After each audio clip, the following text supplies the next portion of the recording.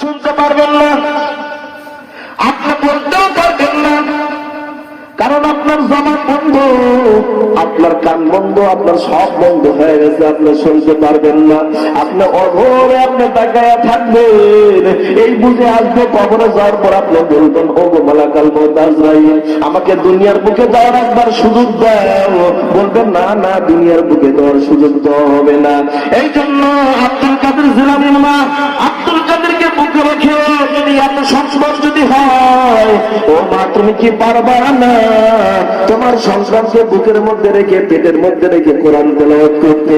ও মা তুমি কি পারবা না তোমার সন্তানকে পেটে রেখে 2 পাঁচ ওয়াক্ত নামাজ পড়তে? এই জন্য নবী যখন হীরায় গুহার নবী যখন কোরআন নাযিল হয়, নবীকে বলে ইকরা, নবী পড়তে পারে না। যখন বুকের সাথে যখন 3টা চাপ দেওয়া হলো, তখন আমাদের নবী বিশ্বনবী আখির জামানার পয়গম্বর পড়তে থাকে, ইকরা বিসমি রাব্বিকাল্লাযী খলাক, খলাকাল ইনসানা মিন আলাক, ইকরা রাব্বুকাল আকরাম, আর রহমান আল্লামাল কুরআন, খলাকাল ইনসান আল্লামাহুল বায়ান। আল্লাহ বলেন রহমান যিনি এই পৃথিবী সৃষ্টি করছেন তিনি, আল্লাহ বলেন রহমান যিনি মানুষ সৃষ্টি করছেন তিনি, আল্লাহ বলেন রহমান যিনি এই দুনিয়া সৃষ্টি করছেন তিনি, আল্লাহ বলেন রহমান যিনি ওই আসমান আর জমিন সৃষ্টি করছেন তিনি। ওই আসমান রহমান সৃষ্টি করলেন এমন করিয়া, বলেন তো 7টা আসমান আল্লাহ সৃষ্টি করলো, আসমানের মধ্যে কোনো রশি আছে? এই আসমানের মধ্যে কোনো খুঁটি নাই, এই আসমানের মধ্যে কোনো রশি নাই। এত সুন্দর আসমান যে আল্লাহ বানাইলেন, বানানোর পরে আসমানের মধ্যে কোনো খুঁটিও নাই, আসমানের মধ্যে কোনো রশিও নাই। এক আসমান থেকে আর এক আসমান পর্যন্ত 550 টা, ডানে প্রশস্ত 500, বামে প্রশস্ত 500, সামনে প্রশস্ত 500, পিছনে প্রশস্ত যদি 500 হয়, এক আসমান থেকে দ্বিতীয় আসমান এতটুকু 500 ফুট রাস্তা অতিক্রম করতে হয়।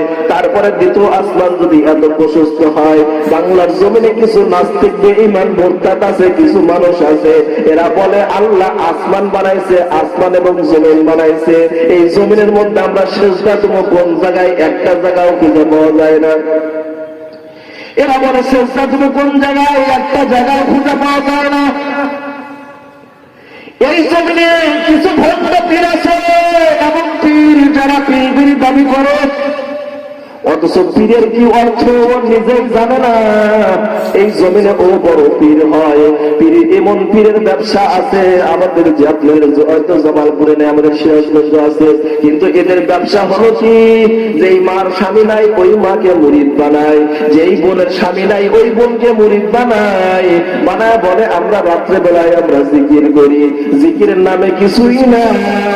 ওরা যেই মার স্বামী নাই, যেই বোনের স্বামী নাই, এদেরকে মুরিদ বানা রাত্রে এরা দেহ ব্যবসায়ী করে, তাছাড়া আর কিছু না। এরা দেহ ব্যবসায়ী করে, তাছাড়া আর কিছু না। এরা বলে আমরা মোলাকাত করি, এরা বলে হুজুর আমরা সেজদা করি, আমাদের কাবা আছে, আমাদের সেজদা এটাও আমাদের আছে, সেজদাও দেয়, আবার এদের কাবাও আছে। এরা মুরিদের নামে ভণ্ডামি, পীরের নামে ভণ্ডামি। এরা পীর বলতে কিছুই জানে না, পীরের দাবি করে সূরা ইখলাসও জানে না, সূরা ফাতিহাও জানে না।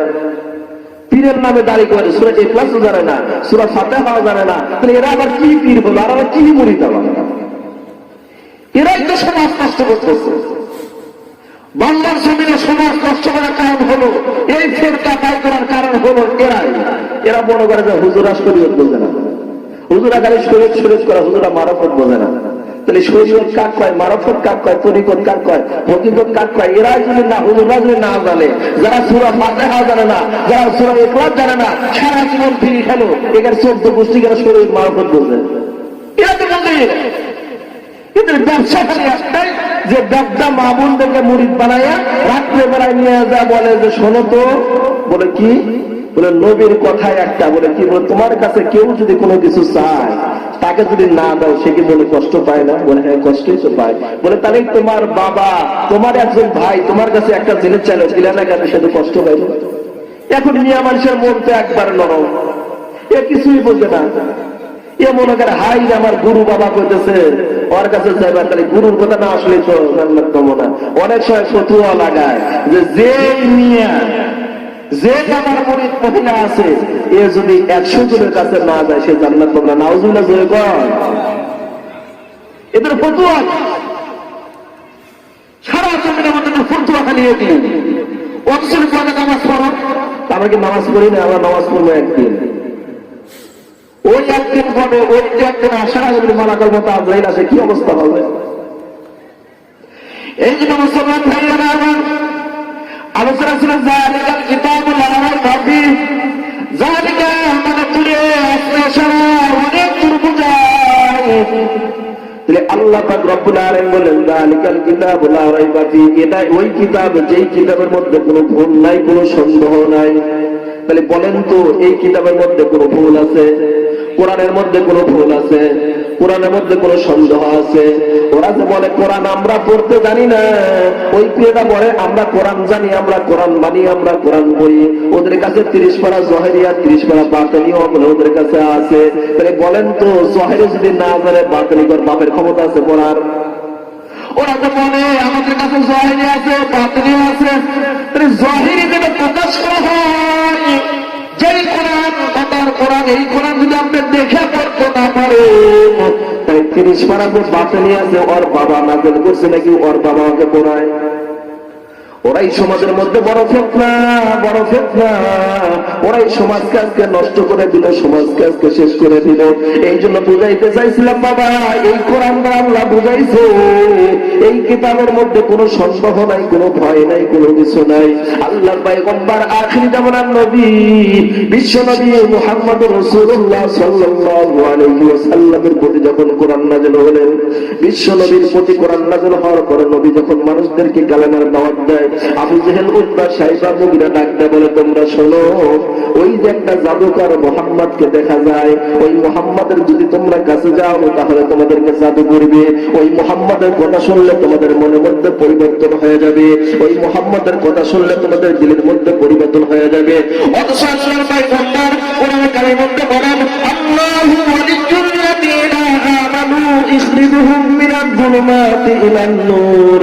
আল্লাহ বলেন আমার কোরআন আমি নাযিল করলাম, এই কোরআন এমন একটা কোরআন মানুষের হিদায়াতের পথ, এই কোরআন এমন একটা নূর যেই কোরআন দিয়ে মানব যদি জীবন গঠন করতে পারে।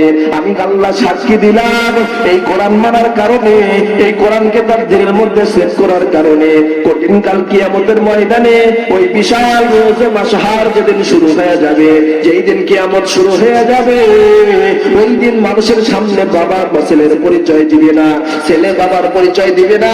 ইয়াউমা ইয়াফিরুল মারউ মিন আখিহি ওয়া উম্মিহি ওয়া আবি ওয়া সাহিবাতিহি ওয়া বানি। ভাই ভাইয়ের পরিচয় দিবে না, সন্তান সন্তানের পরিচয় দিবে না, মা বাবার পরিচয় দিবে না, বাবা সন্তানের পরিচয় দিবে না। একটা আমলের জন্য যখন আপনি দৌড়াইতে থাকবেন আপনার মা অস্বীকার করিয়ে দিবে। একটা আমলের জন্য যখন বাবার কাছে যাবেন বাবা তখন আপনার আমলটা অস্বীকার করিয়ে দিবে। বাবা বলবে আমার কোনো সন্তান নাই, মা জনম দুঃখে মা ডাকতে বলবে আমি কোনোদিন বিয়েই বসি নাই। জনম দুঃখী মা ডাকতে বলবে আমার বিবাহই হয় নাই। সেই দিন সবাই এনাফসি এনাফসি বলে চিৎকার করতে থাকবে। রব্বুল আলামিন ডাকতে বলবেন বান্দা আজকে তোমার কেউ নাই, তোমার কেউ নাই, তুমি হলো অসহায়। আজকে তোমার সামনে কে আসবে, তোমাকে কে দাঁড়াবে, আজকে তোমাকে কেউ দেখার মতো কেউ নাই। কিন্তু দয়ার নবী মায়ের নবী রাহমাতাল লিল আলামিন ওই দিন আপনার আমাকে সুপারিশ করে করে নবী জান্নাতে নিয়ে যাবে। ওই দিন নবী আখির জামানার পয়গম্বর মুহাম্মদুর রাসূলুল্লাহ সাল্লাল্লাহু আলাইহি ওয়াসাল্লাম সেই দিন তালাশ করতে করতে বেড়াইবে, কই আমার আখির জামানার উম্মত? নবী বেড়াইবে, কই আমার উম্মত কোথায়? নবীকে ডাকতে বলবেন নবী আপনি যান জান্নাতে যান। নবী বলবেন না না আমি জান্নাতে যাব না, আমার একটা উম্মত যতক্ষণ পর্যন্ত জান্নাতে না যাবে ততক্ষণ আমি জান্নাতে যাব না। এই জন্য তাকায়া দেখেন নবীর উম্মত যদি হয় আখির জামানার পয়গম্বরের নবী যদি উম্মত আপনি যদি হন, তাহলে আপনার কাছে আমার একটা প্রশ্ন, আপনাকে জবান থেকে বলেন তো, নবীর উম্মত যারা হবে, এই বাংলার জমিনে নবীর উম্মত যারা হবে, নবীর সুন্নাত তরিকায় যারা জীবন করবে, ওরা চাই যুবক হোক, যারা বৃদ্ধ হোক, হোক, কোনো আফসোস নাই। তারা যুবক হোক, বৃদ্ধ হোক, বাল্য হোক, অবাল্য হোক, তাদের মধ্যে কোনো আফসোস নাই। নবী ডাকতে বলেন, আমার উম্মত ওরা যারা আমার সুন্নাত মানে তারা হলো আমার উম্মত, যারা আমার সুন্নাত মানে না তারা আমার উম্মত না। এই জন্য নবী ডাকতে বলেন, নবী গো আপনার উম্মত কারা আপনি বলিয়ে দেন। নবী বলেন, আমার উম্মত ওরা যারা মাথা থেকে পা পর্যন্ত চাইলেই মনে হয় এটাই একজন মুসলমান। মাথা থেকে পা পর্যন্ত তাকালেই মনে হয় একটা মুসলমান। এই যে এক ভাই বসে আছে, তাকাও দেখেন কত সুন্দর চেহারা। আল্লাহ না করো, আল্লাহ না করো, ওই ভাই হঠাৎ করে সময় যদি আল্লাহ রক্ষা এক্সিডেন্টে যদি মানুষ মারা যায়, কখনো যদি মারা যায়, বলেন তো আপনার মুখে দাড়ি নাই, আপনার মুখে দাড়ি নাই, আপনি মারা গেছেন, আপনার মুখের চেহারাটা দেখা যাচ্ছে না, আপনাকে কেউ চিনতে পারতেছে না। অনেক সময় মানুষ বলে নাকি এই লোকটা হিন্দু না মুসলমান। অনেক সময় মানুষের রাস্তায় মরে গেলে মানুষ বলে কে এর তো চেহারাতে বোঝা যেতেছে না এই হিন্দু না মুসলমান। তাহলে মরার পর যদি আপনার লজ্জাস্থান দেখে মানুষ যদি প্রমাণ করে যে আপনি মুসলমান না হিন্দু, তাহলে বলেন তো এর সময় দুঃখের কথা কি আছে?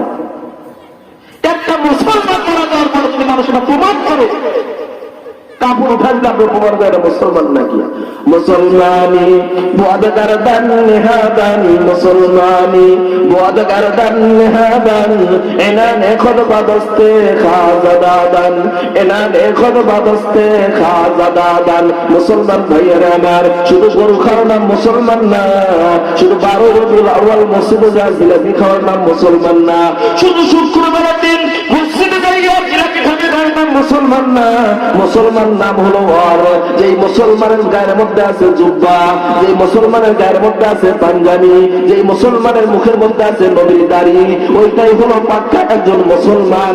আল্লাহর পয়গম্বর এটা বলেন নাই যে তুমি মাদ্রাসা পড়িয়া আলেম হও, আল্লাহর পয়গম্বর এটা বলেন নাই তুমি মাদ্রাসা পড়িয়া মুফতি হও, আল্লাহর পয়গম্বর এটা বলেন নাই তুমি মাদ্রাসা পড়িয়া হাফেজে কোরআন হও।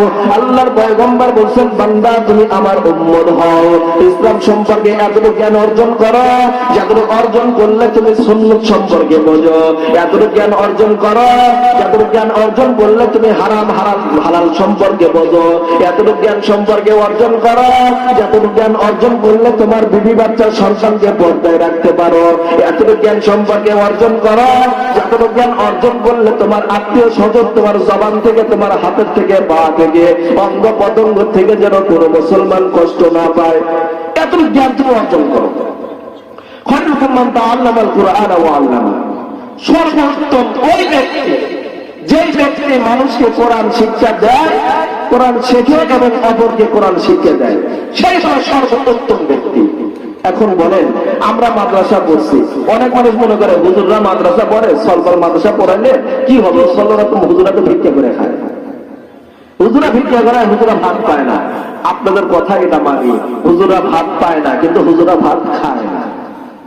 আপনার বাড়িতে আপনি দাওয়াত নিয়ে যান, নিয়ে যাওয়ার পরে আপনার পোলা, বিরিয়ানি, দই, মাছ, গোস্ত সব পুরো হয়ে যান।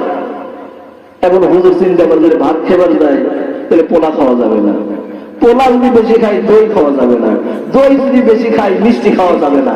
হুজুর কি করে, অল্প অল্প করে সব খায় কিন্তু ভাত খায় না। তাহলে আপনাদের কথার উল্টা কি, হুজুররা ভাত পায়, হুজুরা ভাত খায় না। আপনারা এটা বলেন ঠিকই আছে, হুজুরা ভাত পায় না, এইটা বলেন যে হুজুরা ভাত খায় না, পায় না তা না, হুজুরা ভাত পায় কিন্তু হুজুরা ভাত খায় না। এই সম্মান দুনিয়ার দিক থেকে আপনি দেন নাই, সম্মান স্বয়ং দিচ্ছে কে? আল্লাহ দিচ্ছে সম্মান। মুসলমান ভাইরা আমার, এই কোরআনের কত দাম, এই কোরআনের কত সম্মান। মিশরের একটা মেয়ে, তার নাম হলো জামিলা, ছোট্ট একটা মেয়ে, সে দিনের মধ্যে আছে আল্লাহর কোরআন, 30 পারা কোরআনের একজন হাফেজা মহিলা, সে একজন যুবতী মেয়ে, তার বাড়ির মধ্যে একটা বৃদ্ধ বাবা, তার বাড়ির মধ্যে একটা আছে প্রতিবন্ধী ভাই, আর তার মাতা ঘরের মধ্যে অসুস্থ অবস্থায় পড়ে আছে। বলেন তো ওই মেয়ে সংসার চালানোর মতো একমাত্র ওই মেয়ে, তাছাড়া আর কেউ নাই। মিশরের ছোট্ট মেয়ে জামিলা, কোরআনের হাফেজা একজন মেয়ে, এই মেয়ে কেমন করিয়া সংসার চালাইবে? বাড়ির মধ্যে বাবা অসুস্থ, মা অসুস্থ, প্রতিবন্ধী একটা ভাই, দেখার মতো আর কেউ নাই। ওই মেয়ে কি করলেন?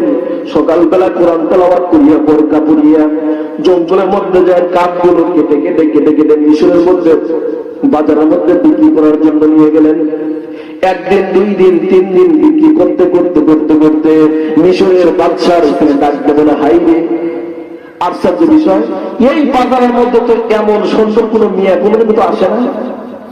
আপনার বলেন তো, আপনাদের এলাকার যদি মহিলা মাদ্রাসা থাকে, তাহলে বলেন তো মহিলা মাদ্রাসার ছাত্রীরা আর নিজেই হোক, সেই ছাত্রীর জুলিও কালো হয়, বেটে হয়, খাটো হয়, ব্যাচ্ছিরি হয়, কিন্তু ওই মহিলা যখন রাস্তাতে যখন যায়, মাথা থেকে পা পর্যন্ত বোরকা দিয়ে ঢাকা, হাত তো হাত মোজা, পা মোজা দিয়ে ঢাকা। আপনিও টাকা রেখে কার নিয়ে যেতেছেন এরকম করিয়ে? ওকে চেনা যায়? চেনা যায় না। কিন্তু সুন্দর ওই মেয়েটা সকালবেলা বাজার করে জঙ্গল থেকে খড়ি কুড়া নিয়ে যায়, ওই জমিনে মিশরের বাজারের মধ্যে বিক্রি করে। হঠাৎ করে মিশরের বাচ্চার ছেলে ডাকতে বলতেছে, কে রে এত সুন্দর মেয়ে এই বাজারের মধ্যে এসে খড়ি বিক্রয় করে?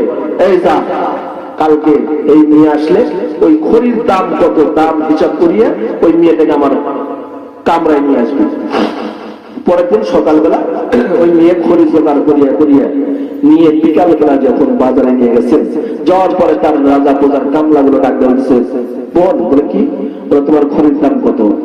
বলে আমার খড়ির দাম 300 টাকা। বলে আজকে মিশরের বাদশা তার ছেলে এই খড়ি কিনে নিছে, কিন্তু দুঃখ হলো খড়ির বোঝাটা নিয়ে ওই 3 তলাতে যাইতে হবে। কিন্তু যার দিনের মধ্যে আল্লাহর কোরআন আছে, ওকে কি কেউ ঠকাইতে পারবে? কেউ মারতে পারবে না, ঠকাইতে পারবে না।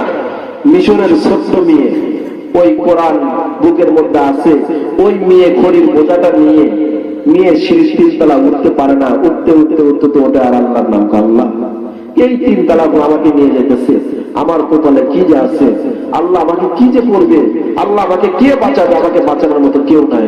আমি 3 তলা করে হাঁটি হাঁটি পা পা করিয়া ওই মিশরের নিয়ে যখন উঠলেন, ওটার উপরে জামিলা যখন উঠলেন, ওটার উপরে মিশরের বাদশা ছেলে ডাক্তার বলছে, বোন তোমার খড়ির দাম কত? বলে 300 টাকা।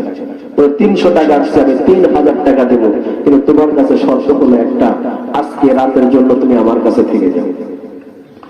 মুসলমান ভাইরা আমার, এই বাংলার জমিনে দেখবেন হয়তো কোথাটা শোনার পরে দিনের মধ্যে মায়া রাখবে। এই জমিনে দেখবেন একটা 30 পারা হাফেজে কোরআন যে হয়, ওর বাপ বড় ডাক্তার না, ওর বাপ বড় ইঞ্জিনিয়ার না, বড় চাকরিজীবী না, যারা 30 পারা হাফেজে কোরআন হয়, ওরা দেখবেন একটা রিক্সা চালা করেছেন, হয়তো 30 পারা হাফেজ হয়েছে, অথবা দিন মজুরি কাজ করে খায়, তার ছেলে হাফেজে কোরআন হয়েছে। ছোট্ট মিশরীয় জামিলা হাঁটি হাঁটি পা পা করিয়া ওই 3 তলা ওঠার পর মিশরের বাদশার ছেলের কথা শোনার পর ওই মেয়ে ডাকতে বলতেছে, ভাই 3000 টাকা কেন? 3 লক্ষ টাকা যদি দাও, তারপরও আমার চেহারা তোমাকে দেখানোর মতো আমার সম্ভব না। ওই মেয়েকে হাঁটি হাঁটি পা পা করিয়ে মিশরের বাদশার ছেলে দরজা আটকায় দিল। ছোট্ট মেয়ে জামিলা ডাক্তার বলা লাগে, এই ঘরের মধ্যে আমাকে হেফাজত করার মতো আর কেউ নেই, এই 3 তলার পর আমাকে বাঁচানোর মতো আর কেউ নাই, শুধু আমার দিলের মধ্যে আমার বডি নিয়ে সুখ করবে, এর জন্য আমার কোনো আফসোস নাই। সারা রাত ভোর আমার বডি নিয়ে আমার শরীর নিয়ে ভোগ করুক, আমার কোনো আফসোস নাই। রব্বুল আলামিন, তোমার বান্দির দিলের মধ্যে আল্লাহর কোরআন, এই কোরআনের সাথে বেইজ্জতি হয়ে যায়। আল্লাহ 3 তলার উপর থেকে আমাকে কে বাঁচাইতে পারে, কে বাঁচাইতে পারে? আল্লাহ আজকে দিনে রাত্রে বেলায় যদি আমার ইজ্জত হরণ হয়ে যায়, রাত্রে বেলায় যদি আমার ইজ্জতটা সব শেষ করিয়ে দেয়, আল্লাহ তোমার কোরআনের অপমাননা আমি আর সইতে পারবো না। মিশরের ছোট্ট মেয়ে জামিলা জঙ্গলের মধ্যে ঘরের মধ্যে কান্নায় বিভোর, কান্না করতে করতে মিশরের মেয়ে ঘরের মধ্যে আর কেউ নাই। মিশরে নিয়ে কান্না করতে করতে পর্দার গলতে যখন পানিগুলো বের হয়, মিশরের বাদশার ছেলে ডাকতে বলে, হাই রে চোখ দুটা কত সুন্দর। মিশরের ছোট্ট মেয়ে জামিলা ডাকতে বলে, রব্বুল আলামিন, যে যুবক আমার চোখের পানি দেখি আমাকে এত বড় আফসোস করে, আল্লাহ আমার দিলের মধ্যে কোরআন আছে, এই কোরআনের দিয়ে দিতে হতে দেব না। মিশরের ছোট্ট মেয়ে জামিলা ডাকতে বলে, ভাইও আমার সাথে কি করতে চাও আমাকে খুলে বলো। এইবার মিশরের বাচ্চার ছেলে বলে, আজকে রাতের জন্য তোমাকে আমি যেতে দেব না। মিশরের ছোট্ট মেয়ে জামিলা কান্নায় বিভোর ডাকতে বলে, ও মিশরের বাচ্চার ছেলে শোনো, আমার বাড়ির মধ্যে আমার প্রতিবন্ধী মা, প্রতিবন্ধী আমার একটা ছোট ভাই, আমার বাবাও একটা অসুস্থ মানুষ, আমার মা অসুস্থ মানুষ, আমার মাকে খানা উঠা দেওয়ার মতো কেউ নাই, আমার বাবাকে মুখে খানা উঠা দেওয়ার মতো কেউ নাই। এই 300 টাকা খড়ি বিক্রয় করিয়া বাজার করিয়ে নিয়ে রান্না করে মার মুখে খাবার উঠায় দেবো, বাবার মুখে খানা উঠায় দেবো, আমাকে ছেড়ে দাও। ওই জালিম মিশরের বাচ্চার ছেলে ওই জামিলাকে ছাড়তে চায় না, জামিলাকে ছাড়তে চায় না। এক পর্যন্ত শেষ পর্যন্ত মিশরের নিয়ে জামিলা দিনের মধ্যে আল্লাহর কোরআন লইয়া এই মিশরের জমিনে আমাকে দেখার মতো আর কেউ নাই, এই ঘরের মধ্যে দেখার মতো আর কেউ নাই। মিশরের বাচ্চার ছেলেকে ডাকতে বলে, ও মিশরের বাচ্চার ছেলে আমাকে কি করতে চাও? বলে, আজকে রাতের জন্য তোমার সাথে আমি মেলামেশা করতে চাই। বলে, ঘরের মধ্যে আবদ্ধ জায়গা কেউ দেখতে পারে, চলো যাই ছাদেরপুর যাই, ওই বিশাল একটা ছাদেরপুর কেউ দেখবে না, তুমি আর আমি থাকবো, ওই ছাদেরপুর কেউ দেখবে না, তুমি আমি থাকবো, চলো নিরিবিলি অবস্থায় আমার দেহটা তোমার কাছে আমি বিলীন করে দেব। এই বলিয়া মিশরের মেয়ে জামিলা হাতে হাতে পা পা করিয়া মিশরের বাচ্চার ছেলেকে নিয়ে গেলেন 3 তলা ছাদেরপুরে। 3 তলা ছাদেরপুরে নিয়ে যাইয়া মিশরের মেয়ে ছোট্ট মেয়ে জামিলা দাও বলে চিন্তা করলেন, রব্বুল আলামিন, ঘরের মধ্যে থেকে 3 তলা পর্যন্ত নিয়ে আসার দায়িত্ব হলো আমার, আর 3 তলা পর নিয়ে এসে মিশরের বাচ্চার ছেলেকে আমি রাখবো। রাখার পর 3 তলা থেকে আমি ছোট্ট নিয়ে জামিলা তোমার কোরআনকে বাঁচানোর জন্য, তোমার কোরআনকে হেফাজত করার জন্য 3 তলার উপর থেকে নাম দেব আমি, নিচে হেফাজত করার মালিক হলো তুমি। এই বলিয়া ছোট্ট মিয়া জামিলা 3 তলা উপর আসলেন। আসার পরে মিশরের বাচ্চার ছেলে জামিলার দিকে হাত বাড়ায়। জামিলা ডাক্তার বলে, ভাই কিছুক্ষণ সময় দাও, কিছুক্ষণ সময় দাও। এই বলিয়া ছাত্রের নিকটবর্তী যখন হয়ে গেলেন, বলেন নিকটবর্তী হয়ে যাওয়ার পর হাতটা বাড়াইছে। মিশরের ছোট্ট মিয়া জামিলা হাত বাড়াইছে, হাত বাড়াইছে, হাত দিয়ে ধরবে ধরবে, এমন সময় মিশরের ছোট্ট মেয়ে জামিলা রব্বুল আলামিন, এত বড় ধর্মরোধকারী একটা পুরুষের সাথে আমার পারার ক্ষমতা নাই, আল্লাহ এখন আমার দায়িত্ব হলো, শেষ পর্যন্ত এসেছি, শেষ প্রান্তে এসেছি, রব্বুল আলামিন এখান থেকে নাম দেব আমি, কিন্তু হেফাজত করবা তুমি। এই বলিয়া আল্লাহু আকবার বলিয়া যখন মিশরের মেয়ে ছোট্ট মেয়ে জামিলা যখন 3 তলার উপর থেকে নাম দেয়, আল্লাহ আসমান থেকে ফেরেশতা ডাকতে বলে, ও ফেরেশতা দৌড়া দৌড়া, আবার 30 পারা কোরআনের হাফেজ আমি দেখো নাম দিছে, নামটার সঙ্গে সঙ্গে আল্লাহ হেফাজত করছে, নামটার সঙ্গে সঙ্গে আল্লাহ পাক রব্বুল আলামিন তাকে আসিয়া 3 তলার উপর থেকে নাম দেওয়ার সঙ্গে সঙ্গে আল্লাহ ছোট্ট মিয়া জামিলাকে হেফাজত করিয়ে দিছে। আল্লাহর কোনো কষ্ট দেয় নাই, আল্লাহ ওনাকে বাঁচাইয়া দিছে। তাই বলেন, একটা কোরআনের হাফেজা নিয়ে তার সতীত্ব হেফাজত করার জন্য 3 তলার উপর থেকে নাম দেয়, আর ওখান থেকে যে আল্লাহ ওনাকে হেফাজত করে, সেই আল্লাহ মরে গেছেন, এখনো আছে। জবান খুলে বলেন, সেই আল্লাহ মরে গেছে না আছে? ওই আল্লাহ কি এখনো না? ওই আল্লাহ কি বান্দাকে বাঁচাতে পারে না? কথা বলেন না, আল্লাহ কি বাঁচাতে পারে না? আল্লাহ কি বান্দাকে রেজেক দেয় না? আল্লাহ কি বান্দাকে হায়াত দেয় না? রাস্তাঘাটে যারা আছেন এখন ওই তাড়াতাড়ি মাহফিলের মধ্যে চলে আসেন, এখন ওই তাড়াতাড়ি মাহফিলে চলে আসেন। ভাই আমার মনে হতেছে যে মনে হয় যারা বাজারে আছে ওদের দিনের মধ্যে, ওদের রক্তের মধ্যে মনে হয় ভেজাল আছে, কারণ ওদের রক্তের মধ্যে মনে হয় ভেজাল আছে। ভেজাল না থাকলে ওরা মুসলমানের সন্তান হয়ে মিলাতে হইলে কোরআনে আসবে না, এর কারণ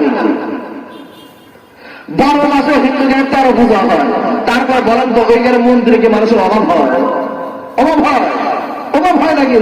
কিন্তু আমাদের 12 মাসের মধ্যে 2টা মাস কোরআনের মাহফিল হয়, তারপরে মানুষদেরকে মাহফিলে খুঁজে পাওয়া যায় না। তাহলে বোঝা গেল নিশ্চয় আমরা নামে মুসলমান, কামে মুসলমান না। मुसलमानी बुआद गर्दन निहादन मुसलमानी बुआद गर्दन निहादन इन्होंने खुद बदस्ते खाजदादन इन्होंने खुद बदस्ते खाजदादन मुसलमान भाईरा रे आमार তাহলে আল্লাহর কোরআন দিনের মধ্যে থাকার কারণে জামিলাকে যদি আল্লাহ হেফাজত করে, আল্লাহর কোরআন দিনের মধ্যে থাকার জন্য যদি একটা হাফেজ জামিয়াকে হেফাজত করে, তাহলে বাংলার জমিনে যদি কোনো মা বোন যদি বোরকা পরিয়া রাস্তায় যায়, বাংলার জমিনে যদি কোনো মা বোন যদি পর্দার অবস্থায় যদি রাস্তায় যায়, তাহলে বলেন তো এই জমিনে কোনো মা কি ইফতিজির হতে পারে? আপনাকে জামালপুরে কি হতে পারে? বাংলার জমিনে যেই মা বোরকা পরিয়া জামালপুর যায় অথবা নামদিনিয়া বাজারে গেল, ওই মা যদি বোরকা পরা অবস্থায় থাকে, আমার মনে হয় ওই মা কখনো ইফতিজির হবে না, ওই মাকে কখনো কোনো যুবক হাত দিবে না। কিন্তু আমরা মানুষদেরকে বলি এই জমিনে মানুষ যুবকরা আছে, যুবকরা ইফতিজির করে, কিন্তু না না না, আমি বলি বাংলার জমিনে যুবক ভাইরা ভালো, কোন যুবক ইফতিজির করে না, মেয়েরাই যুবকের ইফতিজির করে। যুবকরা ইফতিজির করে না, মেয়েরাই করে, কারণ মেয়েদেরকে আল্লাহ বানাইছে ঘরে থাকার জন্য। কিন্তু ঘরের মা যদি ব্রয়লার হয়ে যদি রাস্তায় বাড়ায়, তারই তো কুত্তা দৌড়াবে। আর একটা ব্রয়লার যদি রাস্তাতে যায়, বলেন তো কুত্তা বসে থাকবে? এরপর হামলা করে দৌড়াবে, কে আগে ধরতে পারে? মা যদি বোরকা ছাড়া পেট পিট বুক বাই করে আপনাকে নামদিনা বাজারে চলে যায়, অথবা বাপের বাড়ি থেকে একটা হুন্ডা সাবেক ডিসকভার দিছে, ডিসকভার করে এমন ভাবে বসে মনে হয় যে না ওর মতো আর কেউ না। মা বোনরা বলেছেন স্বামী মহব্বত করিয়া আপনাকে নতুন একটা শাড়ি নিয়ে এসে দিয়েছেন, স্বামী মহব্বত করিয়া সুন্দর একটা কসমেটিক নিয়ে এসে দিয়েছেন। ও মা, এই কসমেটিক করিয়া রাত্রে বেলায় আপনার স্বামীর সামনে সুন্দর করে সাজুগুজু করিয়া আপনার স্বামীর সামনে দাঁড়ান, আপনার স্বামীর সামনে দাঁড়ান যে একটা মুস্কি হাসি দেন, আল্লাহ পাক রব্বুল আলামিন বলেন তাই একটা শূন্য দাঁড়াই করলো। স্বামীর সামনে দাঁড়ায়া মা যখন সুন্দর করে সাজলো, সাজার পরে স্বামীর সামনে তারা একটা মুস্কি হাসি দিল, স্বামীকে একটা চুমা দিল। আল্লাহ বলে একটা করে চুমার দিলে ভাই আমি একটা করে আমার একটা সুন্নত চিন্তা করল। কিন্তু কারণ কি? সুন্দর শাড়ি কিনিয়ে দিল, সুন্দর কসমেটিক কিনিয়ে দিল, কিন্তু এই কসমেটিক পরে যদি মাকে পড়তে দেওয়া হয়, আমার মা বোনরা তো কসমেটিক পরেই না, সুন্দর থ্রি পিস পরে না, পরে কোন সময় মায়ের বাড়ি যে সময় যায় ওই সময় এমন ভাবে পরে পড়িয়া মার বাড়ি যায়, বাবার বাড়ি যায়, বিয়ের অনুষ্ঠানে যায়, যায় মা বোনরা এমন ভাবে বসিয়া থাকে, আর এক যুবকরা দেখতে দেখতে তেতুলের মতো জিবা দিয়ে লেবড়া পড়িয়া যায়, দেখে দেখে থাকে কিন্তু লেবড়া পরে শেষ। কিন্তু এই যে কারণ এত কিছু, তারপরও মানুষের বুঝে আসে না, কারণ তার দিনে বুঝে আসার না কারণ হলো একটাই, মানুষের দিনের মধ্যে কোরআন নয়।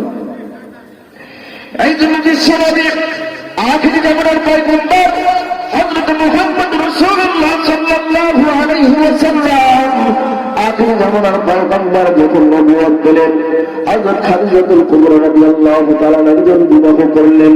বিবাহ করার পর খাদিজা যখন বিশ্বনবী সাল্লাল্লাহু আলাইহি ওয়াসাল্লামের সুবর্ণ 40 মণ স্বর্ণ দান করে দিলেন। এই খাদিজা যখন মারা যায়, বিশ্বনবী আখিরি জামানার পয়গম্বর কান্নায় বিভোর। বিশ্বনবী মসজিদে নববীর মধ্যে বসে আছেন, কলিজার টুকরা ফাতেমা দৌড়িয়ে যায় কান্দো, কান্না বলে আব্বা গো আর মনে হয় মা জমিনে বাঁচবে না, মা ঘরের মধ্যে কাতর হইয়া পড়িয়া আছে। বিশ্বনবী মসজিদে নববী থেকে দৌড়িয়ে এসে খাদিজার কামরায় ঢুকলেন, ঢোকার পর থেকে খাদিজার নাই, খাদিজার মৃত্যু সজ্জায় কান্না লড়তেছে। বিশ্বনবী খাদিজার পাশে যখন দাঁড়াইলেন, মায়ের কণ্ঠে মায়ের কণ্ঠে ডাকবে বলে খাদিজা তুমি হলো আমার দুঃখের দিনের সাথী খাদিজা, আজকে সুখের দিন পাইলাম তুমি চলে যাচ্ছ। বিশ্ব নবীকে ডাকতে বললেন, খাদিজা ডাকতে বললেন নবী আমি যখন কবরে যাব আপনার কাছে আমার তিনটা ওসিয়ত। ও নবী, আমি যখন কবরে যাব, আমাকে যখন কবরে আপনি রাখবেন, ওই কবরে রাখার সময় আমাকে নতুন কোন কাপড়ের কাপড় দিবেন না। খাদিজা কান্না করে কাঁদিয়া ডাকতে বলে, নবী গো, যেই কাপড় পরিয়া আপনি হীরা গুহার মধ্যে আপনার প্রতি কোরআন নাযিল হইল, যেই কাপড় জুব্বা পরিয়া আপনি নবী হীরা গুহার মধ্যে ছিলেন, ওই কাপড় ওই জুব্বা আমি খাদিজাকে আপনি কাপড়ের কাপড় বানায় দিবেন। বিশ্বনবী ডাকতে বললেন, খাদিজা আর একটা কি চাওয়া তুমি আমাকে ডাক দিয়া বলো। খাদিজা ডাকতে বললেন, নবী পয়গম্বর, আর একটা নসিহত, আর একটা চাওয়া পাওয়া হলো আপনার কাছে আমার। এই চাওয়া পাওয়া হলো কি? বলে, যেই সময় আমি মারা যাব, ওই 3 হাত গহীন কবরে যেদিন আপনি আমাকে রাখবেন, রেখে সবাই যখন চলে আসবে, আপনি নবী আমার কবর ছাড়বেন না। আমি খাদিজার যতক্ষণ পর্যন্ত সহজাত না হবে, এতক্ষণ পর্যন্ত আপনি নবী আমার কবর ছাড়বেন না। যতক্ষণ পর্যন্ত আমার সহজাত না হবে, এতক্ষণ পর্যন্ত আপনি নবী আমার কবর ছাড়বেন না। ও মুসলমান ভাই, খাদিজা নবীর কাছে এই ওসিয়ত চাইলেন, এই উপদেশ চাইলেন, এতটুকু ওসিয়ত করলেন, কিন্তু দুঃখের বিষয় আজকে বাংলার জমিনে আমরা 40 বছর বয়স হয়ে গেল, 60 বছর বয়স হয়ে গেল, আমাদের মা, আমাদের বোন আপনার সাথে বিবাহ বন্ধনে আবদ্ধ হয়েছে, অনেক মুরব্বী আছে আজ পর্যন্ত বইয়ের দেনমোহরই শোধ করেন। এরকম নয়, অনেক মানুষ আছে, অনেক মানুষ অনেক জানা জায়গাটা বলে, হুজুর স্বামী তো মরে গেছে, এলা বইয়ের থেকে দেনমোহরের টাকাটা বাপ নিয়ে তারপরে জানাজা করেন। তাহলে যে কেউ নিয়ে আপনি এতদিন যাবৎ ঘর সংসার করলেন, আজ পর্যন্ত দেনমোহরটাই আপনি মাপ চাইতে পারলেন না, অথবা সেই টাকাটাই দিতে পারলেন না, তাহলে আপনার বউ বৈধ হলো কিভাবে? মুসলমান ভাইরা আমার, সন্তান বৈধ হওয়ার জন্য কারণ হলো একটা, যে মা বিবাহ বন্ধনে হলুদ কাপড় পরিয়ে আপনার ঘরে ঢুকলো, একদিন সাদা কাপড় কাপড়ের কাপড় পরিয়ে আপনার ঘর থেকে বের হলো, যেই মা ঘরের মধ্যে 40 থেকে 50 বছর ঘর সংসার করলো, আজ পর্যন্ত ওই দিদির সাথে আপনি দেনমোহর টাকাটা মাপ নিতে পারলেন না, তারপরও বইয়ের সাথে সন্তান হইল, তারপরে ঘর সংসার হইল, সবকিছু করলেন, কিন্তু মাপ নিতে পারলেন না। বিশ্বনবী খাদিজার কথা শুনিয়া বিশ্বনবী দুনিয়ার বুক থেকে যখন খাদিজা যখন বিদায় নিয়ে চলে গেলেন, বিশ্বনবী জানাজা সবকিছু সম্পন্ন করলেন, নবীর জুব্বা মোবারক দিয়া যখন খাদিজার কাপড়ের কাপড় বানায় দিলেন, বানায় দেওয়ার পর আখির জামানার পয়গম্বর খাদিজাকে কবরের মধ্যে রাখলেন। কবরের মধ্যে রাখার পর বিশ্বনবী কবরের পাশে দাঁড়াইয়া দাঁড়াইয়া হাউমাউ করে কান্না করে দিল। বিশ্বনবী কান্না করে, বিশ্বনবী কবর ছাড়ে না। সব সাহাবারা বললেন, ইয়া রাসূলুল্লাহ, ইয়া হাবিবাল্লাহ, নবীজি কবর ছাড়েন না কেন? ইয়া রাসূলুল্লাহ, ইয়া হাবিবাল্লাহ, আপনি কবর ছাড়েন না কেন? বিশ্বনবী ডাকতে বললেন, আমার দুঃখের দিনের সাথে ছিলেন খাদিজা। আমি যুদ্ধ মোবারক থেকে যখন আমি যখন আসতাম, আসার পরে খাদিজা আমার বুকের মধ্যে জোড়ায় আমাকে সান্ত্বনা দিত। দুনিয়ার তায়েফবাসীরা আমাকে কষ্ট দিত, আমি বাসায় আসলে খাদিজা বুকের মধ্যে জোড়ায় আমাকে শান্তি দিত। আমার মাও ছিল না, বাবাও ছিল না, আমার কেউ ছিল না, দেখার মতো আমার কেউ নাই। আমি নবীকে সব দিক দিয়ে সান্ত্বনা দিত খাদিজা। আজকে খাদিজা দুনিয়ার বুক থেকে চলে গেছে, কবরের সওজত না হওয়া পর্যন্ত আমি খাদিজা আমাকে সরতে নিষেধ করছি। খাদিজা যখন এই বলিয়া যখন নবী যখন কান্দে, আল্লাহ আসমান থেকে জিবরাইল আমিন ফেরেশতাকে পাঠায়, ডাকতে বলে, ও ফেরেশতা দৌড়াও দৌড়াও। ওই দেখো বিশ্বনবী কান্দে, বিশ্বনবীর চোখের ফোঁটার পানি যদি জমিনের মধ্যে যদি এক ফোঁটা পানি পড়ে, ওই জমিনের মধ্যে আর কোনো ফসল উঠবে না, ওই জমিনের মধ্যে আর কোনো গাছ উঠবে না, ওই জমিনের মধ্যে কোনো গাছ উৎপন্ন হবে না, ওই জমিনের মধ্যে কোনো ধান উঠবে না, ওই জমিনের মধ্যে কোনো ফসল আর কোনো কিছু হবে না। যাও যাও দৌড়াও, বিশ্বনবীকে ডাক দিয়ে বলো, আজকে খাদিজার সন্তানের জন্য আমি আল্লাহ নিজেই যথেষ্ট। সুবহানাল্লাহ বলেন। যেই খাদিজার জন্য আল্লাহ সন্তান নিজেই যথেষ্ট হয়ে গেছে। কিন্তু আজকে দেখেন, এই মাদ্রাসা, এই মসজিদ, এই মাহফিল, দুনিয়ার দিকে আপনার যত তোলাগলে যত কোদাগলে খালি মসজিদ মাদ্রাসা কবরস্থান। এখন আপনাদের এলাকা আছে কিনা, আমাকে সিরাজ বলছে এরকম ভাই ভাই মারামারি,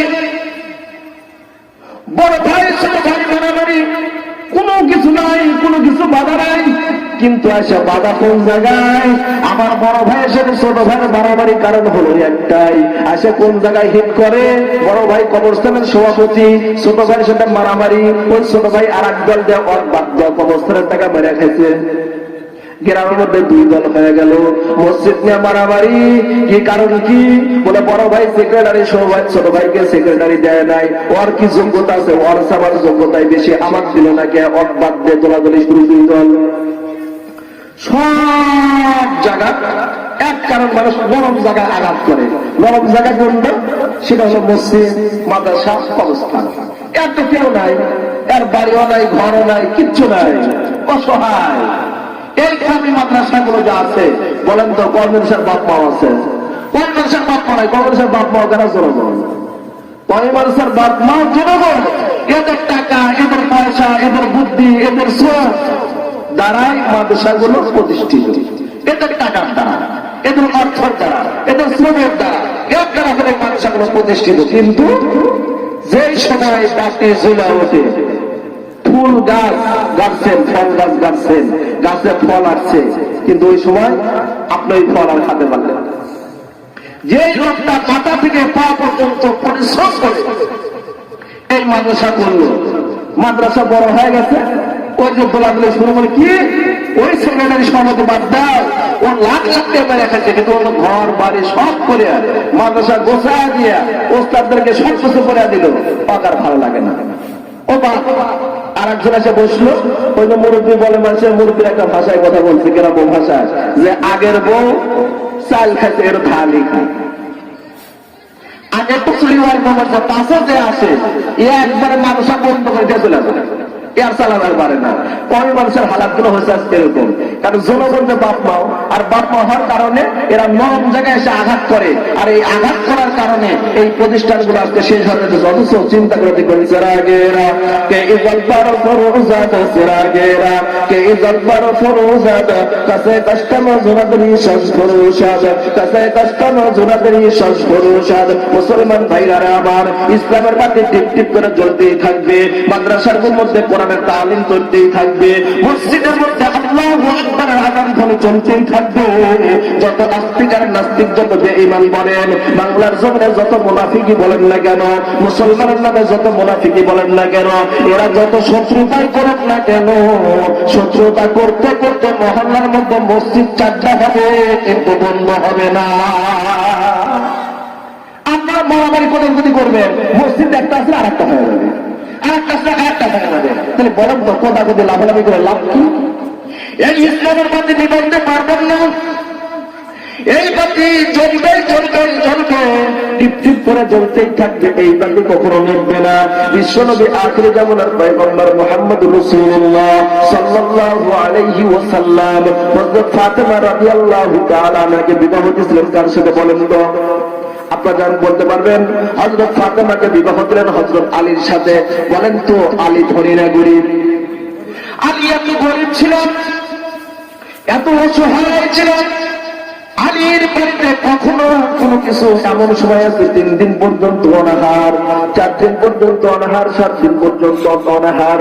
মুসলমান ভাইরা আমার, আপনি একটা নিয়ে বিয়ে দিচ্ছেন, আপনার এই বাজার নান্দিনা বাজার থেকে জামালপুর অথবা আপনাদের গ্রামে, মেয়ের বাড়ি যাইয়া কখনো মেয়েকে এই আশ্বাস দিয়েন না, ও মা তোমার জামাই তোমাকে কামাই করে দিতে পারে না, তোমাকে এই বাড়ি রাখবো না, এই বাড়ি থেকে তোমাকে আমি নিয়ে যা অন্য জামাইয়ের সাথে বিবাহ দেব, এই আশ্বাস কখনো দিবেন না। এটা মুসলমানের জবান থেকে হয় না। বিশ্বনবী আখিরি জামানার পয়গম্বর হযরত ফাতেমা রাদিয়াল্লাহু তাআলা আনহা বসায় গেলেন। যাওয়ার পর বিশ্বনবী ডাকতে বলতেছেন, ফাতেমা মা মা মা মা বলিয়া যখন ডাক দেয়, ফাতেমা ঘরের পর থেকে বিশ্বনবীর পাশে এসে যখন দাঁড়ায় গেলেন, বিশ্বনবী হাতটা বাড়ায় দিলেন, মা ফাতেমা হাত বাড়ায় দাও। ফাতেমা হাত বের করে দেয় না। বিশ্বনবী বললেন, মা রে হাত বের করে দাও না, কে হাত বের করে দাও। ফাতেমা হাতটা বের করে দেয় না। আবার বললেন, হাতটা বের করে দাও। বিশ্বনবীর কাছে হাতটা যখন বের করে দিলেন, বিশ্বনবী তো চোখের পানি ছেড়ে ডাকতে বললেন, ফাতেমা রে তোমার হাতের মধ্যে এতগুলো দাগ দেখা যায়, তোমার হাতের মধ্যে এতগুলো ফোঁসা দেখা যায়, ও মা কারণ কি? এবার ফাতেমা ডাকতে বলে, নবী গো আজকে আপনি বাবা হয়ে আমার বাসায় আসেন নাই, আজকে নবী হয়ে আপনি আমার বাসায় আসছেন। নবী আপনি এমন একজন মহিলা, তেমন একজন পুরুষের সাথে আপনি বিবাহ দিচ্ছেন, তিনি হলেন হযরত আলী। আপনার জামাতা হযরত আলী, বাসায় কোনো কিছু নাই, কি দিয়ে কি হবে, কোনো কিছু নাই। তাই অন্য বাড়ির কালাই নিয়ে এসে আজকে দিয়ে জামাতার মধ্যে দিয়ে, চাতার মধ্যে দিয়ে কালাইগুলো ডলতে ডলতে পিষতে পিষতে আমি ফাতেমার হাতের মধ্যে কোড়া পড়ে গেছে। আমি ফাতেমার হাতের মধ্যে ফোসা, ফাতেমার দৃশ্য দেখিয়া বিশ্ব নবী কান্নায় বিভোর। ফাতেমা কান্না করে, বিশ্ব নবী কান্না করিয়া ডাকতে বলে, ফাতেমা আজকে তোমার স্বামীর প্রতি খারাপ ধারণা করো না। তোমার জামাতা হযরত আলী পারে নাই, আজকে জাতা ডলতে ডলতে তোমার হাতের মধ্যে ফোঁসা পড়ে গেছে। ও মা, এই ফোঁসা তোমার কিছু হবে না, আলীর যদি খারাপ ধারণা করিও না। তাহলে বিশ্ব নবী আখিরি জামানার পয়গম্বর, উনি যদি মেয়ের প্রতি যদি এত সচেতন হয়, মেয়েকে যদি এতদূর সচেতন করিয়া যদি জামার বাড়ি ফিরে আসে, তাহলে বলেন তো আপনার আমার কর্তব্য নাই? আপনার আমার কর্তব্য হলো, কারণ যে মেয়েটা অন্যের বাড়ি বিবাহ দিয়েছেন, ওই মেয়ের প্রতি কখনো খারাপ ধারণা করবেন না, জামার প্রতি কখনো খারাপ ধারণা করবেন না। মেয়েকে সুন্দর করে বুঝাইবেন, জামার বাড়ি রাখবেন। এটাই হলো বিশ্বনবীর আদর্শ আর চরিত্র। বিশ্বনবী মানুষদেরকে বুঝাই দিচ্ছেন। বিশ্বনবী যদি এত বড় চরিত্র হয়, বিশ্বনবী এত কিছু করার পরে হযরত বিশ্বনবী আখিরি জামানার পয়গম্বর মুহাম্মদ রাসূলুল্লাহ সাল্লাল্লাহু আলাইহি ওয়াসাল্লাম নবী যখন বললেন, আর রহমান আল্লামাল কুরআন খলাকাল ইনসান আল্লামাহুল বায়ান। রহমান যিনি কোরআন নাযিল করেছেন তিনি, রহমান যিনি আসমান জমিন নাযিল করেছেন, সৃষ্টি করেছেন তিনি। এই বিশ্ব নবীকে আবু জাহেল সাইবা মুগিরা একদিন ডাকতে বললেন, বিশ্ব নবীকে ডাকতে বললেন, ও আখিরি জামানার পয়গম্বর, তোমার সাথে একটা পরামর্শ, তোমার সাথে আমাদের একটা যুদ্ধ। যদি তুমি বলতে পারো, এই দ্বীপের মধ্যে, এই মক্কা নগরীর মধ্যে একজন বীর সৈনিক আছে, এর সাথে তুমি লড়াই করে যদি পারো, তারপরে আমরা কালেমা পড়ে মুসলমান হয়ে যাব। আখিরি জামানার পয়গম্বর আবু জাহেল উদ্বার কথা শুনিয়া, মুগিরার কথা শুনিয়া ডাকতে পায়, ও আবু জাহেল, যদি আমি এই সৈনিকের সাথে যদি আমি লড়াই করিয়া টিকতে পারি, তাহলে বলো তো তোমরা কালেমা পড়ে মুসলমান হইবে কিনা? এই কথা শোনার পর, আবু জাহেল এই কথা বলার পর বিশ্বনবী শুনিয়া ডাকতে বললেন, ঠিক আছে তোমরা বলো তো। বিশ্বনবীকে ডাকতে বললেন, আগামীকাল সকালবেলা এই জমিনের মধ্যে বিশাল বড় একটা পাহাড়, এই পাহাড়ের মধ্যে লড়াই হবে তোমার সাথে। সেই বীরটা হলো কি? বলে সেই বীরটা হলো রুকানার সাথে তোমার যুদ্ধ হবে। রুকানা বিশাল বড় একটা বীর, যেই রুকানা সকালবেলা নাস্তা করতে লাগে 100টা রুটি, যেই রুকানার নাস্তা করতে লাগে 100টা কলা, যেই রুকানার নাস্তা করতে লাগে 100টা ডিম, এই রুকানার সাথে তোমার যুদ্ধ হবে। বিশ্বনবী ডাকতে বললেন, তোমরা শোনো, এই রুকানার সাথে যদি আমার যুদ্ধ হয়, তাহলে যুদ্ধের পরে কি হবে? মানে যুদ্ধের পরে তোমরা সবাই, আমরা সবাই মুসলমান হয়ে যাব। নবীর চাচা আমির হামজার কাছে যখন এই খবর চলে গেল, আমির হামজা আবু জেহেল উদ্দা সাহেবা মুগিরাকে ডাকতে বলে, এ উদ্দা ডাকতে বলেন, আবু জেহেল ডাকতে বললেন, আমির হামজা ডাকতে বললেন আবু জেহেলকে, আবু জেহেল উদ্দা সাহেবা মুগিরা, শোনো, আমার ভাস্তার মাও নাই, বাবাও নাই, আমার নবী হল রাস্তা হলো ইতিম, কিন্তু আমার ইতিম ভাতিজার প্রতি যদি তোমরা আঘাত করো, আমার ভাতিজার কেউ নাই, কেউ নাই, আমার ভাতিজার সাথে সাহায্য করার মতো একজন আছেন, তিনি হলো রব্বুল আলামিন। ওই আলামিন সাহায্য করবে, মুহাম্মাদের হাত তোমরা হালাইতে পারবা না। রুকানা ডাকতে বলে, না না না, আমি বড় বীর, আমার সাথে যুদ্ধ করার মতো কেউ নাই, আমাকে হাত ধরার মতো কেউ নাই। এইবার রুকানা সকালবেলা যখন সবকিছু হয়ে গেল, আবু জেহেল উদ্বা সাহেবা মুগিরাকে ডাকতে বলে, তোমরা কই রে, নিয়ে আসো বড় কিছু ঘি ঘি আমার কাছে নিয়ে এসে দাও। এবার আবু জেহেল উত্তাশায়ী বাবুরা ডাকতে বলে, ঘি দিয়ে কি করবা? বলে, ঘি দিয়ে শরীরের সাথে মাখাবো, মাখা মাখা আমার শরীরটা বিছলা বানাইবো। মুহাম্মদকে যখন ধরবো, মুহাম্মদ আমাকে ধরবে, আমি পিছলা চলে যাব, আর মুহাম্মদকে যখন আমি ধরবো আর ছাড়বো না। বলেন তো আল্লাহ যাকে ধরে তাকে কি ছাড়ে? আল্লাহর ধরা বড় শক্ত ধরা, আল্লাহর ধরা বড় কঠিন ধরা। আল্লাহ যাকে ধরে কখনো ছাড়ে না। তোমরা মনে করছো হুজুররা বোঝো না, হুজুররা বোঝো না। না না না, হুজুররা যা বোঝে তোমরা বোঝো না। বাংলার জমিনে শুধু আল্লাহ বুঝাইছে বান্দা। চীনের মধ্যে এই কোরআনকে অপমাননা করেছিল, চীনের মধ্যে এই কোরআনের আয়াত পরিবর্তন করতে চাইছিল। বলেন তো চীন আল্লাহ করোনা দিয়ে একবারে শেষ করে দিয়েছে। চীন আলাগারে একবার করোনাটা শেষ করে দিয়েছে। কিন্তু বলেন তো এই চীন আলাগারে করোনা দিল, বাংলাদেশের মধ্যে করোনা ছিল কি নাই? চীন আলাগারে করোনাটা সমাপ্ত হয় নাই। বাংলার জমিনে কিছু নাস্তিক আর আস্তিক বেঈমান ছিল। এই বেঈমানরাও কোরআনকে নিয়ে কথা কয়, এই বেঈমানরাও হুজুরকে নিয়ে কথা কয়, এই বেঈমানরা মসজিদকে নিয়ে কথা কয়। আল্লাহ বলে, বান্দা আমি যাকে ধরি আর ছাড়ি না। তুমি থাকো পাঁচতলায়, তুমি থাকো গাছতলায়, তুমি থাকো গেলাসে, তুমি থাকো এসিতে, না হয় থাকো অনেসিতে। দেখবেন কত কোটিপতি, কত ধনী, কত গরিব, কত কোটিপতিকে আল্লাহ করোনা দিয়ে শেষ করে দিছে। কিন্তু কামলা বেচা খায়, দিন মজুরি কাজ করে খায়, একটাও মরে নাই, একজনও মরে নাই। আপনারা যারা বসে আছেন মনে হচ্ছে আপনাকে করোনাই ধরেছে। হ্যাঁ, ও কিছুই করে।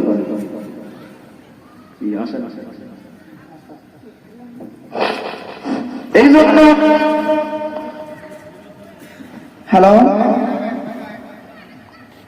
প্রিয় দাওয়াতি জনতা,